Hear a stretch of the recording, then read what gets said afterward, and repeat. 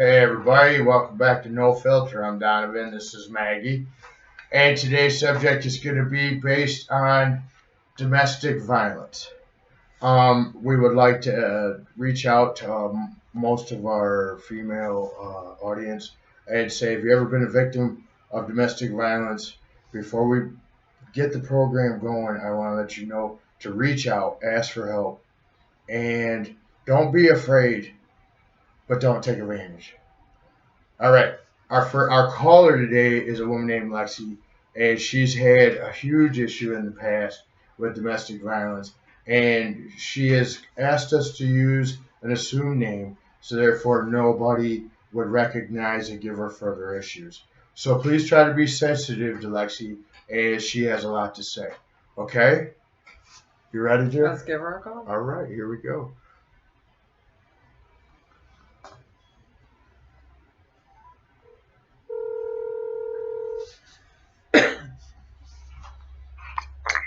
Hello. Lexy. Hey, is this Lexy? This is Lexy. Hi, this is Donovan and Maggie from No Filter. How are you today? I'm doing pretty well. How are you guys? Good, good. So for our listeners, we have Lexy on today for domestic violence. We want to discuss it. You want to tell us your story, Lexy? Yes. It was something that was very awful that happened in my life that I actually feel ended up becoming one of the best things. Oh, so lights at the end of the tunnel. Yeah, when I thought there was no hope and when I thought that I would never get out of a marriage and that I was stuck, and to now look back and see the strong person that I became and how I did it all by myself and with the support of family and friends, but that I was able to turn a wonderful life around for me and get my self-confidence back, get my self-esteem back, those kinds of things. The man that I was married to, we were together 15 years and married for 12 of them. Totally blown away by him, thought he was Mr. Perfect, Mr. Everything. We were married about 2.5 years after we met, and seemed like everything was going well. Family and friends noticed after the marriage that, they thought he seemed very controlling and possessive. That was one of my first questions, Lexy. When did you know the abuse began? I guess I was in my late 20s. I wanted to be married. I wanted a family. And to me, it didn't seem like it was a bad type of possession. Mm-hmm. It seemed like it was like, this is what he wanted. He wanted to be married. He wanted a family. He wanted all the same things I did. Until after we were married, and my family was all from the downriver area, and his family wasn't. And when you move almost an hour away from your family and friends, that's kind of was the first clue I should have paid attention to. Mm-hmm. Somebody who's isolating you away from your family and friends and making it, not difficult for them to see you, but not easy either. Yeah. In the beginning, I do have a question. In the beginning, because most girls, I say girls because it does happen to young ladies too, or women, in the beginning you find it flattering. Can you say that? Exactly. Like, he cares about me, I'm his woman, Right. Well, I can say I never had a sense of thought that he was a cheater or anything like that. But he did have an alcohol problem. But to me, that wasn't a big deal. It wasn't a regular everyday thing. But when do you he believe did, that alcohol played a part in the abuse? Well, actually, it ended up being drugs. Okay. So later on in the marriage. Do you care if I ask you what type of drugs? Not that it matters. It started out from a family doctor prescribing opioids. It started out with your simple Vicodin Norcos. Mm-hmm. That had progressed to Oxycontins, to fentanyl, to cocaine, crack. We both made good money. I'm a nurse, a professional nurse, and he was making pretty good money, and I never seen a paycheck. Wow. Never knew where it was going. Many years into the marriage, you know, we did have a few disagreements. I had moved out for a few days, but I came back, and then we had our child together. Right. And he was the most attentive, doting father you would have ever seen the first year he was born. Okay. But everybody around me made it known that it wasn't a normal, that he seemed very possessive, who held his baby, who would take care, there would be no overnights, and grandparents, it was the first grandchild, they were so excited, and, right. It's follow these rules, and the family would be so excited for a birthday or whatever, and, I remember, when my son became a toddler, and my parents wanting to buy another bedroom set for him, and, him saying no, and, or them buying him a new winter coat, and him just trying to control what they would do. Control everything. He controlled a lot. Was at that time your husband, I'm assuming ex. Yes. Your ex-husband, was he controlling in the fact that you couldn't go anywhere, things of that nature, or who you talked to? He'd be really weird, if I was on the phone with friends for a while, hello, you're home, you're with your family, you can pay attention to us, I didn't do a lot of girls' nights out, or, anything like that. Well, and even being if I would drive downriver here to see my sister or my mom or a good friend of mine, it was, when are you coming home, and the texting and the calling, and it didn't seem as bad until probably after my son was probably about 3, that is when it really got bad. Can you tell us how bad did it get? It got pretty bad. He had a gastric bypass surgery, and basically traded a food addiction for an alcohol addiction that turned into a drug addiction. Okay. I got to the point I could not leave my child alone with him. I had neighbors calling me at work, telling me crazy things that were going on in my house while I'm working a 12-hour shift. Just strange people in and out of my house, which they thought was, of course, drug activity. Okay.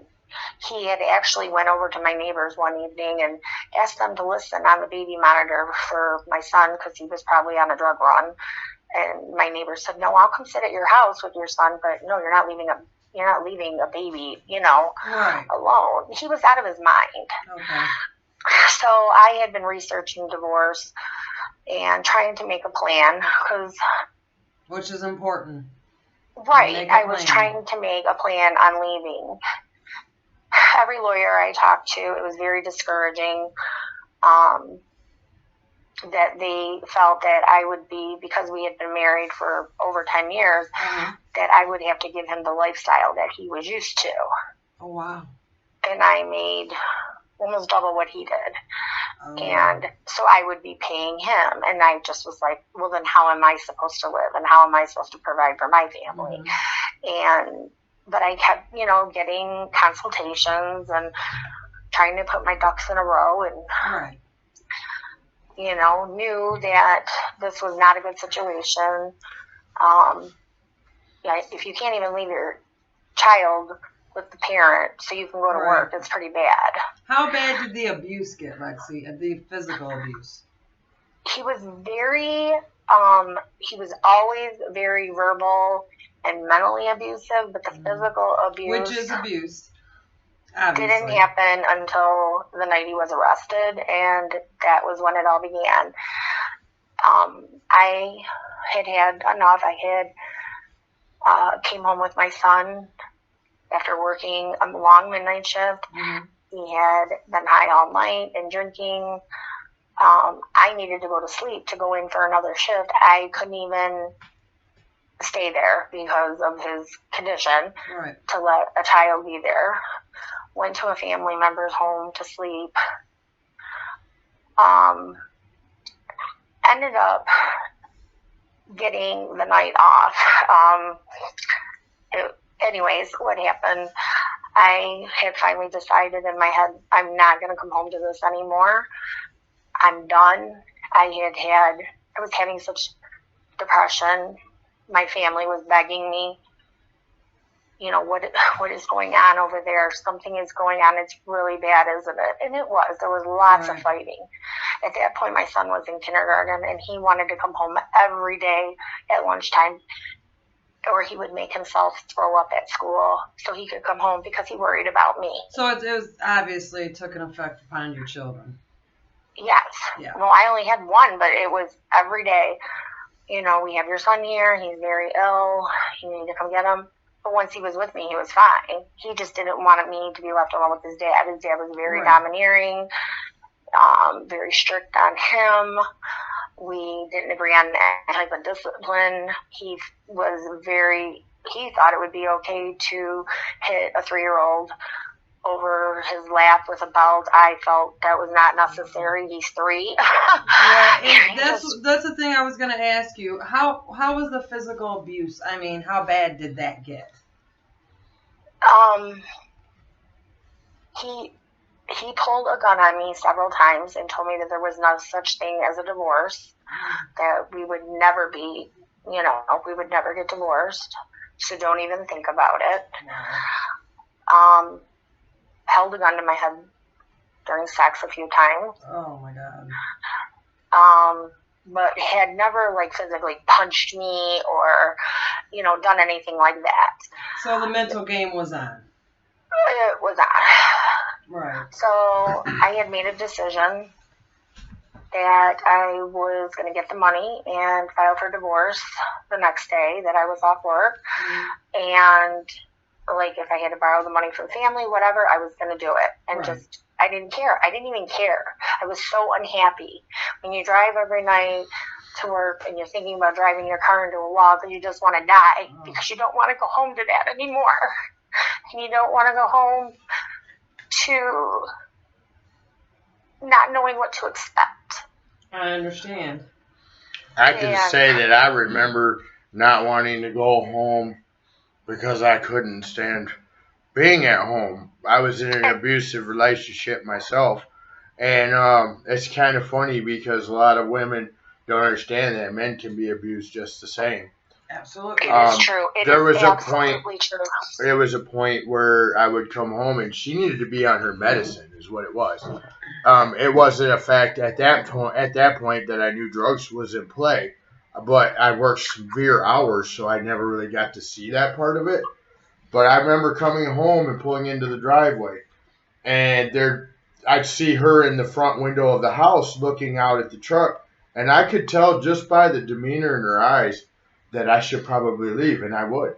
I would put my truck in reverse and go right back to the shop and do something. Because I would pull in the driveway the same way, and I'd have a little boy standing there waiting. When I walked in, that was hungry and wanted to eat, that he hadn't fed, a dog that had to be let out, and I had left the house clean, and I came home to it all disheveled, sinks full of dishes. He'd been up cooking all night because he'd been high all day, and then ate all night or whatever. And then to have to clean up that mess for another 2 hours and before I even got to go to bed. And go back to work and do it again. There was a point, and this is something that I want you to see from the other side, if you don't mind, Lexy. Absolutely. It got to the point where whenever an argument would strike in the house, it was mostly because I could see a change of mood, like almost like like as fast as I could click my fingers, and I would look and I would know, okay, she's gone. And she would like just pick an argument, and I would actually beg, like, come on, why do we have to do this, and like, Yeah. and then like she would find a way to put me in a standoff position and start striking me. Right, and I don't feel it's right in any way, shape, or form for a man to put his hands on a woman, but it's not right a woman do that either. On anybody, Amen. Right. If that's your best friend, that's your best friend. You shouldn't be hitting your best friend. Period. Yep. And regardless, man nor woman. But I'll tell you, there was a situation. This is a pretty unique story. It was very physical, mental, and verbal abuse. So I could confirm, like on my end, what you are dealing with on that end. But when the physical abuse started, one time, I'll tell you, it started and I pushed her away from me. Right? With my hand, it just got so bad, I pushed her away. And she called the police on me and I went to jail. And that does happen. And while I was in jail, I'm going to tell you, she had been wanting a divorce. See, this is what I had later learned. She had wanted a divorce, but she also knew that I wasn't going to give her everything I owned. There was too many assets. So I told her, we'll make up, I had told her before, we'll make up a way to do this. Well, she wanted it all. Well, I'll tell you how the courts work now. When you're arrested for a domestic, you are given no contact to the home in which it happened and the woman or man who it happened to. Exactly. That means that legally she could steal everything that I owned. And I could do nothing about it. And the courts. It was the same thing. Yeah. And the courts gave her that and would not allow me to stop it at all. I couldn't even get my things. And I was honestly more the innocent side of it.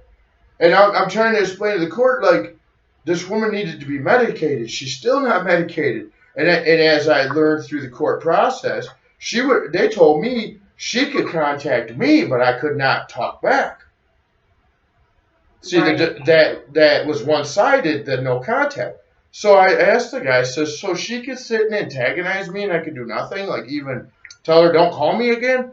And he's like, actually, no. So I packed up my things, changed my phone number, and while on bond, did the smartest thing I could. I flew my butt down to Miami and I stayed there for the course of the trial. That way, there was no way she could say, because she was on the setup, she's trying to get everything I owned. And there's that side. And I stayed there, and literally she was found guilty of perjury in so many levels. It wasn't even funny. But it's just, I guess that's where I'm at. I'm on both sides of the fence with it. Like, I don't agree with the county laws, because they should be, I'm bringing you where you want to be here, Lexy, I know it. The county laws where I was, and it's actually a state format, so it's not any one county doing it different. But I learned that too. They have to protect the victim. Right. Right, and that's a very important thing because domestic violence has led into murder cases and such things like that. And God bless any person, man or female, out there in that issue, having that issue right now. But I know that when I came back, I had learned that the court doesn't care about the other side at all. Unless you can legitimately prove some kind of perjury, right? Which, thank the Lord, that a lot was proven and I was found not guilty, thank you. You know what I mean? Right. But I walked away feeling even more victimized. And there are a lot of people, men and women, not just one-sided, that do use the court system to better themselves. Not saying that anyone, I take domestic violence very seriously. I truly do. And I do too. I wanted to talk to you today. personally. Well, I wanted to also tell you, Maggie, when you were saying how bad did the abuse get, you know, Yes.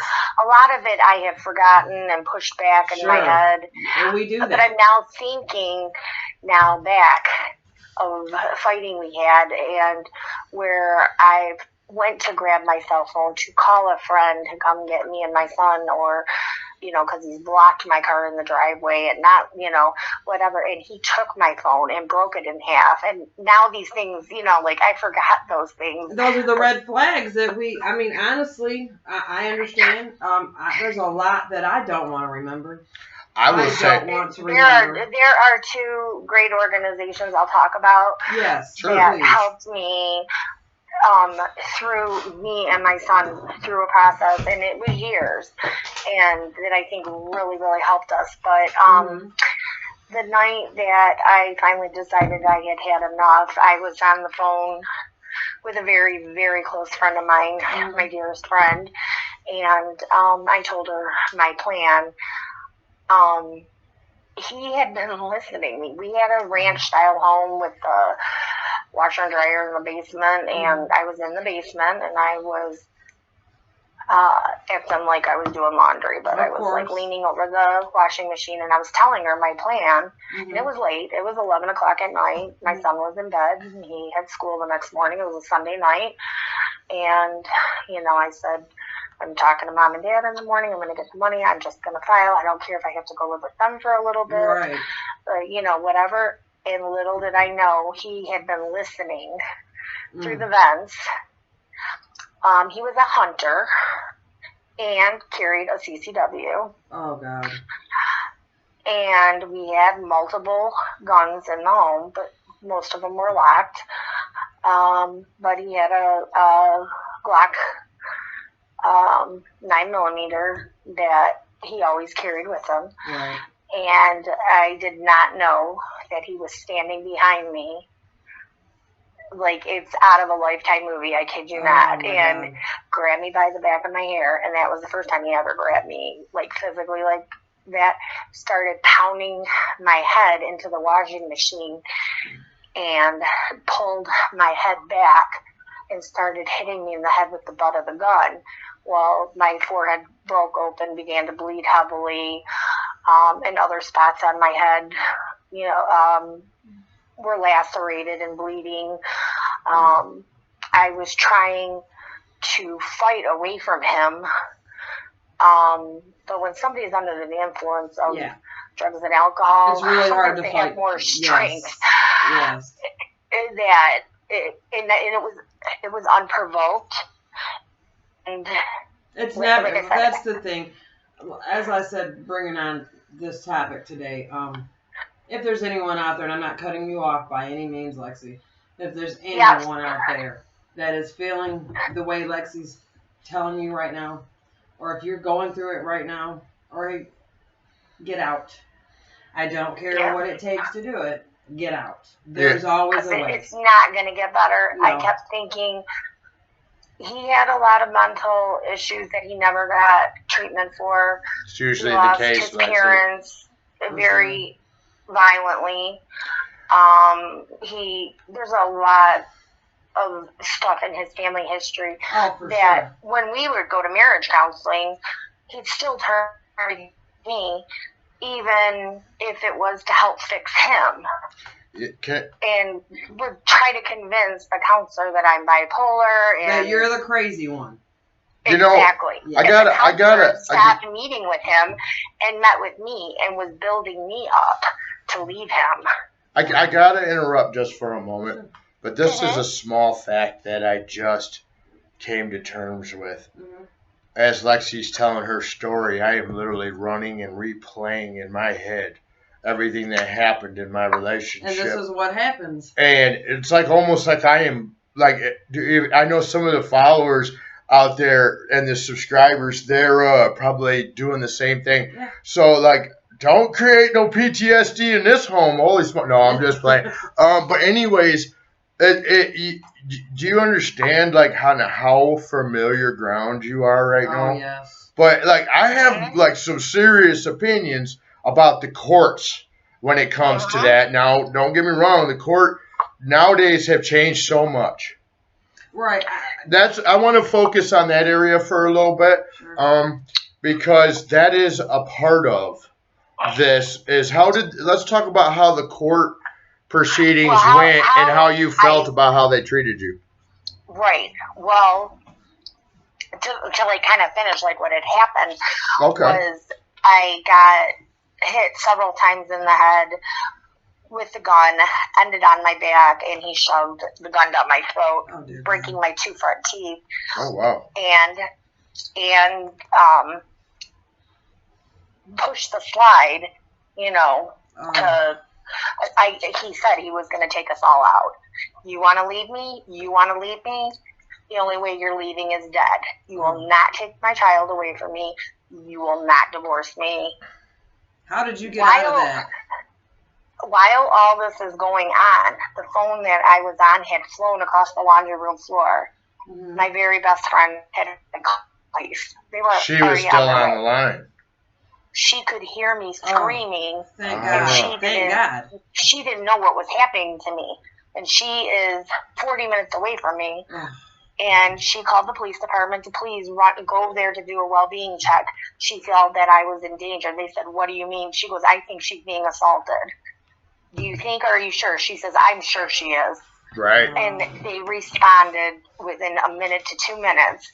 I looked him in the eye and told him I would not divorce him. I played every game I could. I told him I was not planning on leaving him. Mm-hmm. The phone rang. It was my friend. She told him to stop what he was doing. The police were on their way, and that she needed to talk to me. He had a glazed look on his face that was really crazy. I talked to her. She said, are you okay? I said, absolutely not. Right. She said, oh my God.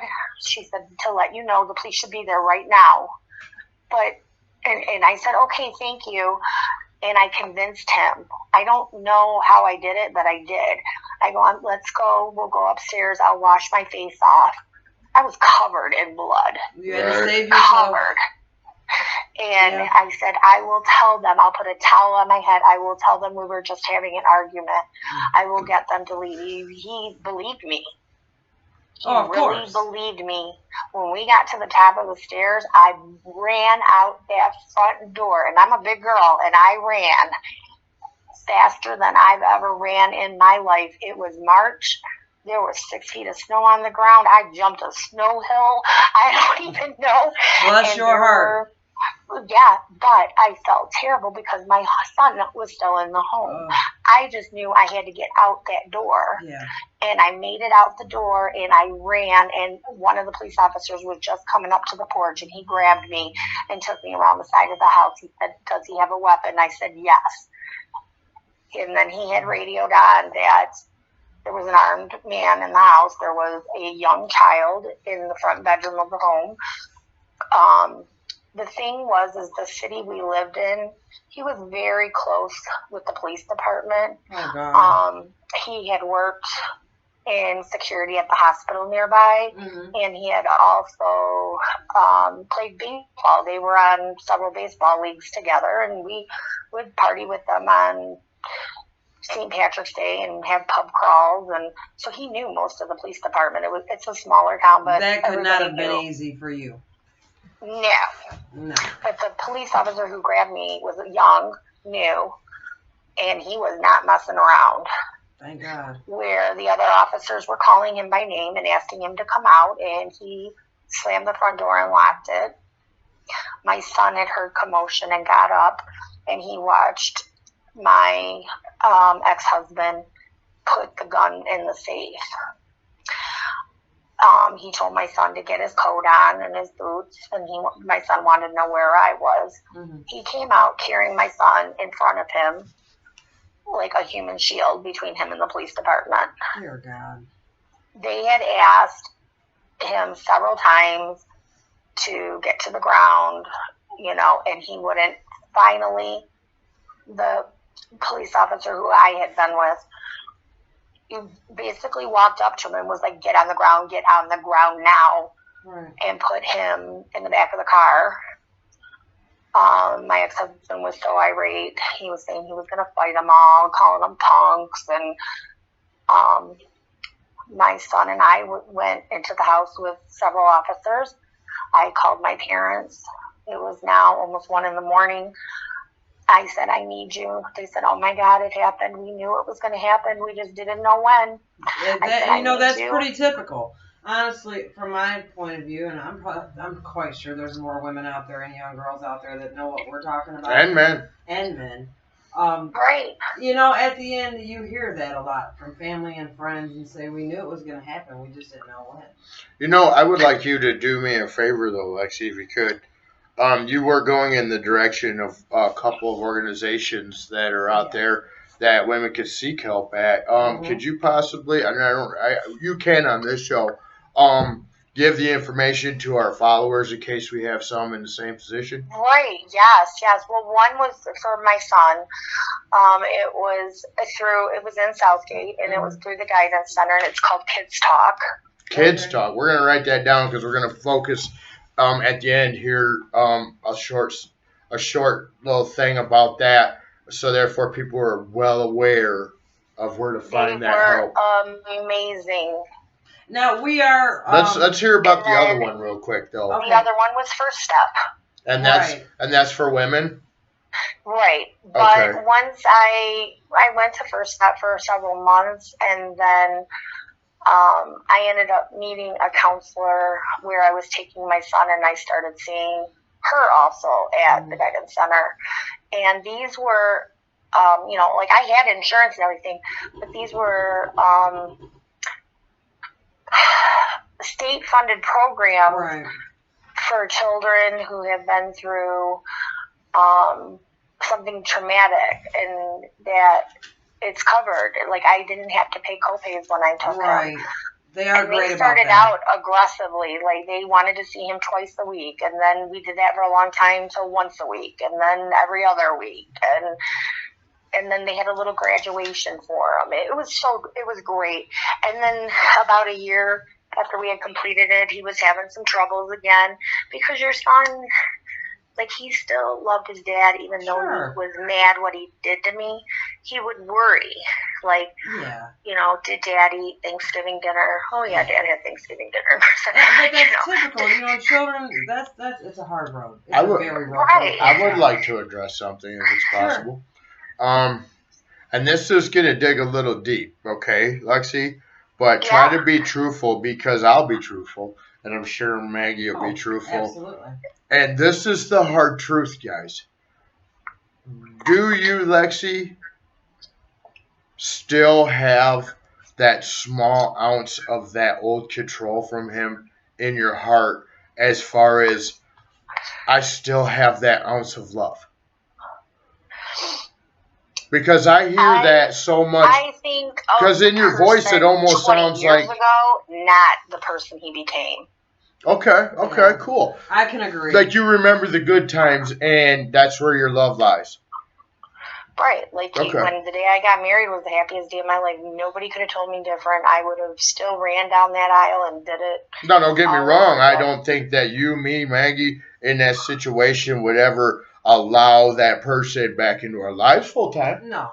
Because too much damage is done, of course. Absolutely. When somebody, how can you lay next to somebody at night knowing they tried to take you away from your child, or tried to take you and your child out of this world? It's just terrible. And that was one question I had, Lexy, because I know sometimes it does go left.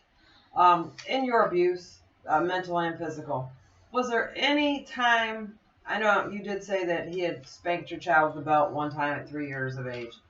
And I know we're going to have a lot of opinions on that too, but I'm not worried about that. Was there any more abuse towards your son? God, I hope not. Yes. Oh. Yes, there was. And little did I know, because my son, he treated my son like a little soldier. Oh. Like, if he fell off his bike, don't you cry, boys don't cry. And it's like, what are you talking about? He's how old, And just a little guy. He's trying to toughen him up, is what he was trying to do. My dad did that shit to me, but he was never... But sometimes the abuse spills over. What I'm trying to get at is sometimes the abuse spills over to the children, which the abuse is wrong regardless. And I know a lot of parents and a lot of mothers, and I can only speak for me. and it was very young in my life. But there's a lot of times where you take that abuse because you think if I take it, my kids won't get it. Right. You know, and that's just our mind. And I'm not saying it happened or it didn't happen, but that's our mind. I said, it was the control. It would be like if I couldn't go to a friend of ours' children's birthday party, he took him, and my son would be having a great time, and he'd say, okay, we gotta go now, and he'd be like, I just want to stay for a little longer. Well, you don't make the decisions now, do you? You're a child. Let's go. As control is all over the board. And my mom and dad were at the party, and they're like, you know what, just leave him here with us if you gotta go. We'll bring him home in a couple hours. No. Yeah. He goes with me. I'm his father. You know, and my parents they were amazing, but my parents made it now, to my house. I do have another question. After the incident that you described to us, which is horrifying, by the way, and thank God you're here to tell us that story. Right. What did the courts do to him? Or if anything? So, the police department, even though they knew who he was, they were playing no joke. Okay. They asked him where the gun was, and he said he thought he had left it on the end table in the living room, which he didn't. He knew what he had done with it. Right. My son was just kind of hanging out in his room with an officer, and but the officer had came to me and said, he doesn't have the gun on him. And I said, what do you mean? And I said, you know, and my son had heard him, and he said, did you say you needed to know where my dad's gun is? And they said, well, yeah. And he says, it's in the safe. And he goes, what? And we were shocked. Right. And I did not know the com to the safe because I don't shoot guns and I don't go hunting, and it was his safe. And so we tried a few like anniversary numbers and different things, and it wouldn't open. They seized the safe out of my home and contacted the manufacturer, got the number, got into the safe, and the gun was in there with my blood and hair on it. So they were not playing games. They arrested him. Right after they arrested him and took him and put him in a cell, he called me collect. Oh, wow. Typical. That is very typical. Well, now if you do that, they will click you up with a felony of stalking. Yeah, things have changed. Well, they told me hang up, and they said they radioed into the station and said turn off the phone. I guess he had a phone right in his cell. Oh, wow. I didn't know this. He was arraigned not the next day, the following day, for assault with intent to murder, assault with intent to do great bodily harm less than murder, felonious assault, felony firearm. He had a $250,000 cash-only bond, a no-contact order with me or my son, and that he couldn't possess a firearm or drink or use drugs or come within so many radius of the home or whatever. Well, it sounds like the court system actually did you well, considering. Well, that was city court. So things got postponed because he lawyered up. And so we didn't go for about 2 weeks for the first arraignment in city court. And the detective was wonderful. I just think he was the most wonderful man. He was very professional, and he said, please, Lisa, you have to show up for this, because if you don't, it's going to get thrown out. And I'm like, what? I said, oh, no, he's going to pay for what he did to me. Yeah, because, well, you know, a lot of women will not show up. Right. You know? I said, no, I will be there. The family was driving me crazy. You know, could you get him his suit? Can you get him this? No, he can go in what he was arrested in, pajama pants and a t-shirt. Well, yeah. I'm not getting him nothing. There. Not helping him. No. You lawyered him up, you figure it out. So I don't blame you there. They brought him in the courtroom, and I had a full row of support, actually 2 rows. And it started, you know, with my parents, my sister and her husband, my best friend and her husband. I had to support people from First Step with me. The one lady had given me this acrylic, like, their rock to focus when I had to do my testimony. Oh, okay. She said it's not glass. You can have it in the courtroom, but when you start to feel like if you're not, hold it in your hand and rub it. And she was great. When they brought him in the courtroom, I lost it. He looked awful, just awful. Like, hadn't shaved in weeks. He just looked, I don't know, terrible. PTSD is real. Mm-hmm. It is very real. I'm starting to started believe. Crying, and the one lady from First Step looked over at me and she said, I know, honey, I know it hurts, but I just want you to know, because I seen him, and when he sat in front of the judge, he put his head down on the table and was crying, and then I started crying, because it's like, how did we get here? And you have all these feelings, and she says, honey, he's not crying for what he did to you and your son. He's crying because he's about to lose his freedom. And I was like, damn, that hurt. Yeah.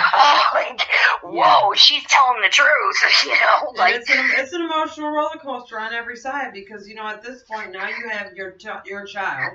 And both sides is thinking, how could you do this to me? Right. Both sides. Like, he's thinking that about you, and you're thinking about that very thing about him. And I got his family saying, don't keep the little one away from us, and we still don't care about you, and we don't agree with what he did. We didn't agree with what he did, but you found him a $25,000 lawyer? Are you kidding me? This destroys families. Well, it did. I gotta say, Lexy, we're coming to a point where we have to start cutting down the time limit on the show. Oh, yeah, we get a little crazy here. Yeah, we get a little lost. But I would like to ask you, and I ask every one of the callers that we discussed issues with, in a sentence, not a paragraph, but a sentence, if you could just pass on one thing to our listeners, I'd like you to think about that for a second and say it. That you two have a life outside of, there's a way out, and you can have a good life again. And try not to think of you're tearing a family apart, because me and my son built a wonderful life together, just us. All right. Yeah. Well, Lexy, we really sincerely appreciate you coming and opening up like this. And I sincerely hope that you were not offended by anything said today, nor were we. And we would like to ask you if at any point this discussion comes back up and you have anything more to say, would you be willing to possibly come back on the show and give your side? Well, great. All right. Thank you. We thank you, and everyone out there, if this was helpful to you in any way, in which that's the service we're trying to provide here. And I do want to mention there's a couple organizations. Oh, yeah. As Lexy had mentioned, there's First Step. There's one in Southgate. There's Kids Talk. That's in Southgate. And there's, if you're not from the Downriver area, there's some in Pontiac. There's called Haven. Yep. There's also in Ypsilanti. There was there's a Safe House Center in Charter Township. Yes. And then I will also say that even if you're not from any of those areas, if you contact any of those, they're going to send you in the right direction in the area in which you live. So, don't as be afraid a whole, to contact us. As a whole, I do want to. The one thing I do want to say, and yes, because I went off on so many different tangents. When you go, because it was a felony case and everything went downtown to Wayne County, everything changed. Oh, that's true. And he ended up only being charged with a felony firearm and did 2 years in prison. Oh, goodness. Well, but we kept the no contact order, and it went on for 7 years. And I think that was the best thing that happened between us. Absolutely. Was to not have contact, because we all got, my son and I got to heal and get the help we needed. Absolutely. Well, God bless you, Lexy, and to all our listeners and subscribers and all you new guys that and women out there that are listening for the first time, if you feel this episode has helped you in any kind of way, or you feel that we, Maggie and I, are providing a good service to you, feel free to subscribe. This stuff only gets better, and here on No Filter, the possibilities are endless. Have a good day, guys. God bless, and we love you.